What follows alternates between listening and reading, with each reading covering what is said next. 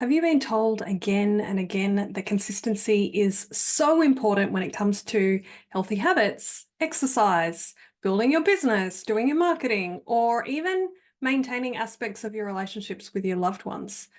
If you feel like consistency is almost impossible to achieve as a projector, you are not alone. I have now spent more than a decade in my own human design experiment, and as a projector, I have had the opportunity to ponder this conundrum again and again and again. It's also been the topic of many a coaching session with my clients, and today I'm going to share with you what I tell them in private sessions. The reason I'm making this in a public video format here on YouTube is that a projector was brave enough to ask a question on one of my other videos where I talk about energy versus non-energy projectors. I'll link that on the screen here and in the video description. They said, "My biggest challenge in life is consistency. I find it so hard to be consistent with my exercise. Sometimes I'm on it, other times not. Any insights on how to navigate this lack of consistency?" So let's tackle this now, shall we? Please know, as I walk through these points, they apply to much more than just exercise. They relate to everything that you feel like you really need to do consistently that you find you've got this on again, off again relationship with. So, firstly, it's time to stop making yourself wrong for being inconsistent. We have this societally accepted idea, at least in Western cultures, that being consistent and doing something every single day is good, and that going with the flow or doing things in bursts is a bad idea, or at least not as good as being in a routine that looks the same day in and day out. But this is rubbish. Some people are designed to be highly consistent. My partner, for example, does a run every single day. He creates content online every single day. He consumes certain foods and drinks he knows are good for him, you guessed it, every single day. Personally, I think I'm killing it if I remember to brush my teeth twice a day. And I'm kind of joking, but there are things I do every day, but there is far less structure to my days than my partner creates in his. And we do it differently because we've worked out what works best for us, which brings me to my next point. And that is to consider reviewing your idea of what you think consistency means.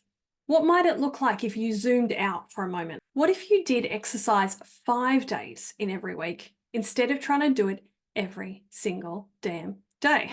Or you ticked off tiny pieces of marketing 20 times in a month instead of trying to do an Instagram post every freaking day, like you've seen other people do.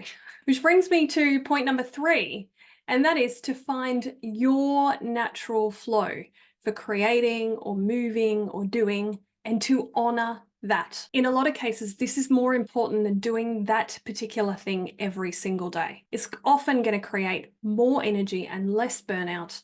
It will create more success and less bitterness. And contrary to what so many experts will tell you, if you can find your right relationship with consistency, it is far more likely to lead to the results that you're after. For example, if you're building an online business, maybe you've worked out that you work best in bursts. So maybe you want to create 20 tiny pieces of content for the month.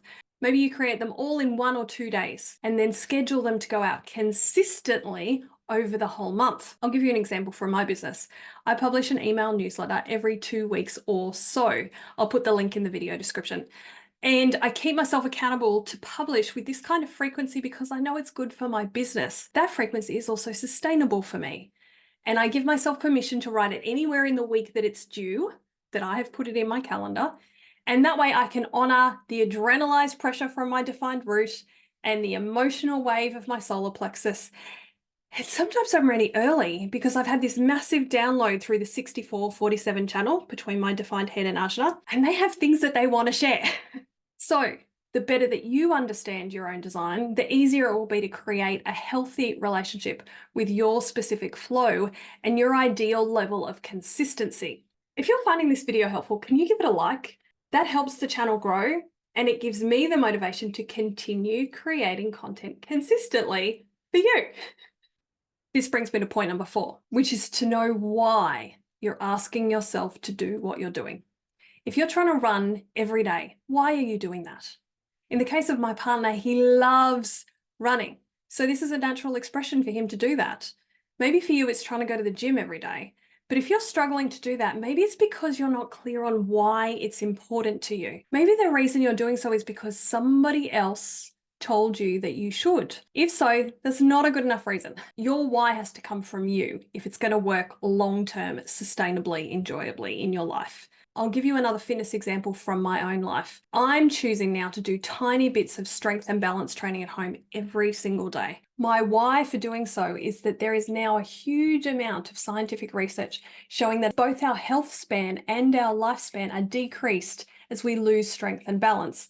So I have a strong why for doing the exercises, and I've created an easy, sustainable way to do them every day. Now you can apply this to your business or even the housework that needs to be done in order to be fair to your spouse or your flatmate or children. In business, you might ask yourself any sort of question like this. Why am I writing 1,000 words a day? Why am I practicing making videos every day? Or why am I trying to master my craft as a space holder every day? At home, the questions might sound like this. Why am I making the bed? Or why am I decluttering the kitchen bench a little bit every day? Why am I weeding or watering the garden every day? By asking yourself this question, why, about anything you think you should be doing every day, then it will soon become clear whether this is externally or internally motivated. If you discover you're externally motivated, but it still feels very important for you to do the thing regularly, then ask yourself if you can achieve the same result by doing it in your own flowy, somewhat inconsistent, but it still gets done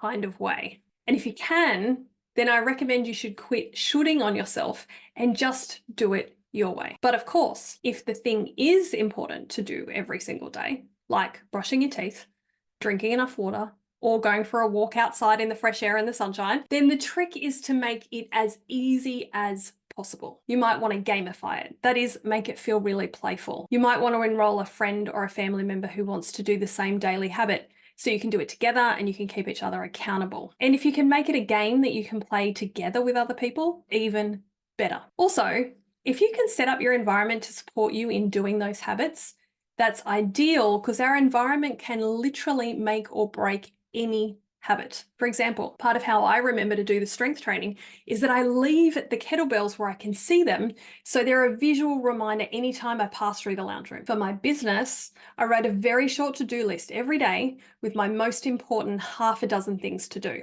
At the top of the page is always a reminder to tap this thing, to tap on whatever I'm currently working through.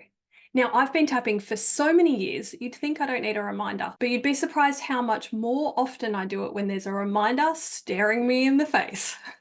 And now I want to hear from you. Tell me in the comments, which of these 5 points did you find most helpful? And while you're there, tell me something about your design. Are you a 2/4 emotional projector like me, or something entirely different? I'd love to know. And if you don't feel like commenting, consider if there's a projector you know who could really benefit from this video. If yes, please share this with them now.